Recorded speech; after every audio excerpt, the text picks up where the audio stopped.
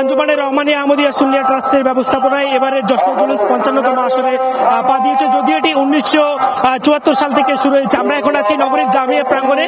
সকাল 9টা থেকে জামিয়া প্রাঙ্গণ থেকে বের হয়েছে দোয়া এবং মোনাজাতের মাধ্যমে সংক্ষিপ্তভাবে দেশবাসীর জন্য দোয়া করা হয়েছে।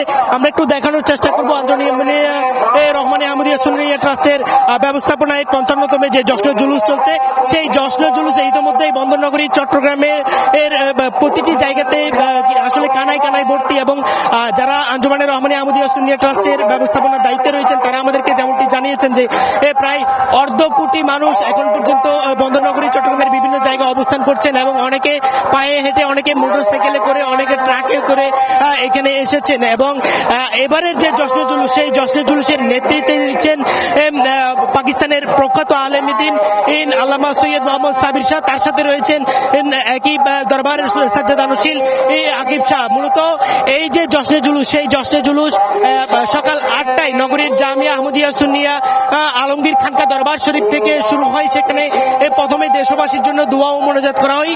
এরপরে সেখান থেকে বের হচ্ছে আস্তে আস্তে।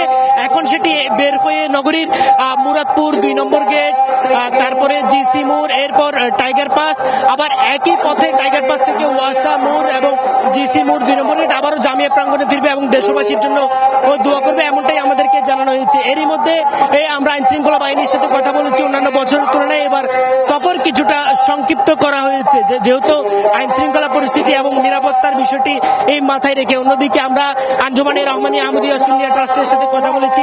তারা যেমনটি বলছেন যে আসলে এরই মধ্যে বন্দরনগরী চট্টগ্রামে আসলে কোনোভাবে পা ফেলার মতো জায়গা নেই। বেশিরভাগ জায়গায় কিন্তু লোকে লোকারণ্য, যার ফলে আসলে ওরা যেটি বলছেন যে প্রায় 70 লাখ মানুষ এখানে অংশগ্রহণ করেছেন। তো এখন পর্যন্ত এই ছিল আমার কাছে এখানকার শেষ।